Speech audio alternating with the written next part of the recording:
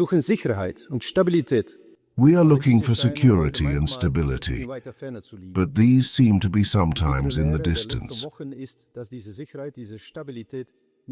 The bitter lesson of the last few weeks is that this security, this stability, will not simply return by itself. We have to adapt to a long period of geopolitical and economic unrest. Ladies and gentlemen, the borders of Europe are affected by conflicts that we have not thought possible for decades.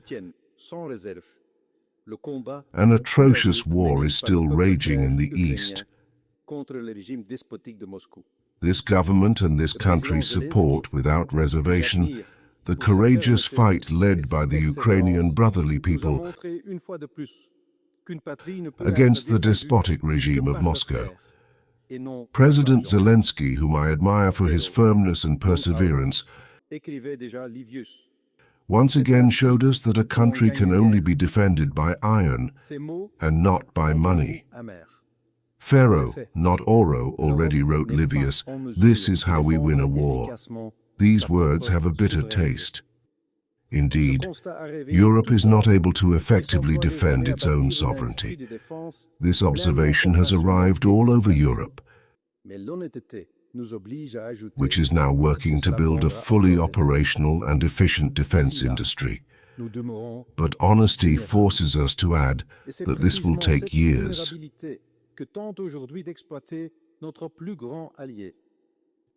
Until then, we will remain vulnerable. And it is precisely this vulnerability that our greatest ally is trying to exploit today. This historic ally, with whom we share the values of freedom and fraternity, gives the impression that the sovereignty of European nations and the democratic will of their peoples no longer really matter. But it is the foundations on which the Free West rests. In front of the United Nations, I mentioned Thucydides. The strong do what they can, and the weak suffer what they must. Last week, however, reminded me of another ancient story, inherited from Herodotus. When the King of Kings, the Persian sovereign Darius, wanted to submit the Greek cities and states, he sent emissaries to ask for a simple gift, land and water. Many Greeks chose not to defy Darius and gave him what he asked for.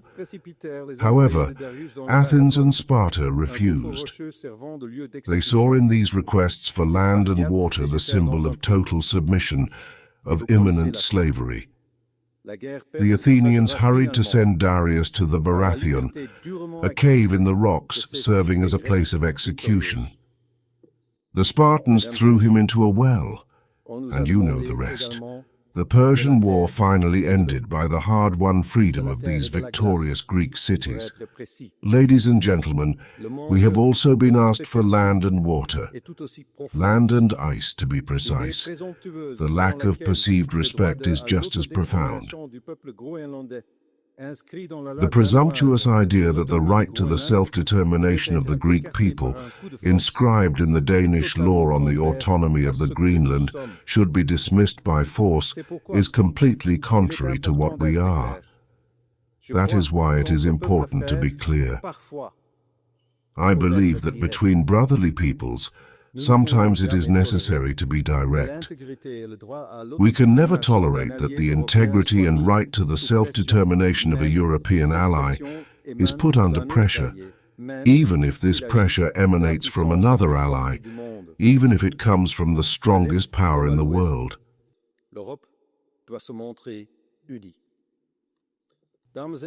To the east as to the west, Europe must be united. Ladies and gentlemen, Europe must tell a strong and proud story. Europe is the cradle of enlightenment. Europe stands for will of the people and sovereignty. Europe is the cradle of individual freedom and the free market. Europe is the guardian of international law and respectful cooperation. But we will have to adapt to a world that is no longer recognized by the order we have known and cherished for so long. Unfortunately, there is no longer a clear dividing line between freedom and oppression, between good and evil. Sometimes it seems as if we from the 21st century have returned to the 19th century. But we remain faithful to our values, because these are values for which Europe has paid the tuition in blood. We too, with the horror in martyred cities like Dinant and Louvain, with the suffering in the iron mines, with the sacrifice of so many victims of occupation and deportation, two unspeakable wars have taught us in the 20th century what freedom really means. And now, we are painfully reminded that this freedom is not self-evident. That freedom must always be defended. We must do this by being uniformly vigilant. We must do this by being resilient again. We must do this by being undisturbedly valuable, with an outstretched hand to all those who want to share our values, and they are numerous. Our country will make its contribution to this, bilaterally within Europe, within the NAVO, within the coalition of the willing, within the United Nations, and within every multilateral alliance that wants to transform the world into the order where President Eisenhower dreamed of at his farewell speech of the presidency in 1961. A confederation in which the smallest can come to the table with as much confidence as the largest. Ladies and gentlemen, in uncertain times the government has kept its head cool. At least we try to. The general interest comes first. We keep the compass on the reform policy with which we started on the first day. A year ago, I proposed this road as a steep mountain climb. We took on that responsibility and started the mountain ride, to give companies the certainty to grow, to give citizens confidence in a prosperous future. Today, many necessary socio-economic reforms are finally being implemented. The reduction of unemployment in time, measures for the affordability and security of our pensions, the strengthening of the labor market, a low-cost reduction and administrative simplification for companies, and a clear policy aimed at the strategic interest of our industry, including an energy cut. All these reforms contribute to economic growth, and thus to the prosperity of our children. We thus also close our social contract with the next generations, so that everyone who is sick or who really needs our support can continue to count on the very best provisions in the world. We also take on our responsibility to make this country financially healthier, and at the same time, to finally rebuild our defense. For this, courageous choices must be made.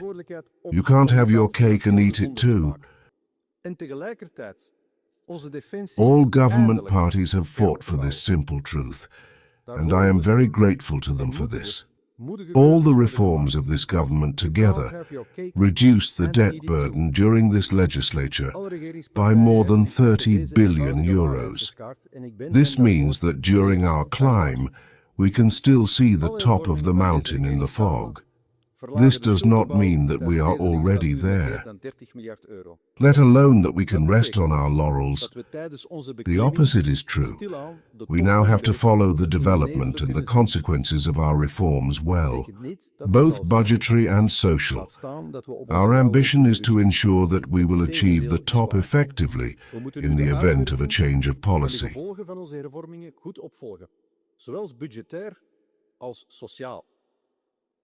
Onze ambitie is om ervoor te zorgen dat we bij ongewijzigd beleid de top. During this legislature, we want to respect the European eviction norm. And after that climb, the Maastricht norm will rise, and that will require a lot of discipline.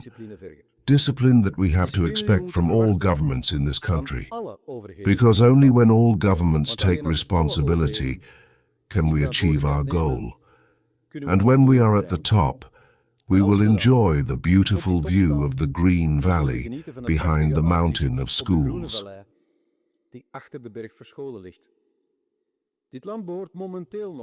This country is still subject to government debt, tax burden, and public investments by the bad students of the European Union. But imagine what this country could look like with a budget surplus, a declining tax burden, and a steady investment rate.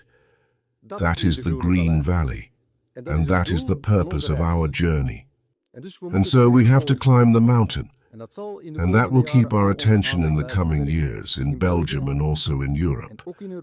I am particularly proud that the entire European industry gathers in Antwerp on February 11th. I am even prouder that the European Council will consult on our request the next day in Oldenbiesen about their care.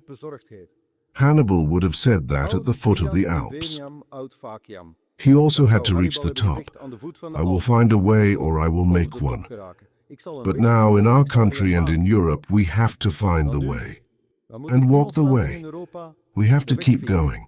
Ask all citizens for their trust to walk the path with us, for prosperity and growth, for a fair society, for a good future, for prosperity and growth, for a just society, for a better future, for sustainable growth, for a just society, for a good future. Voor een société just, voor een avenir meilleur, für Wohlstand und Wachstum, für eine gerechte Gesellschaft, für eine gute Zukunft. Ik dank u, je vous remercie, ich danke Ihnen.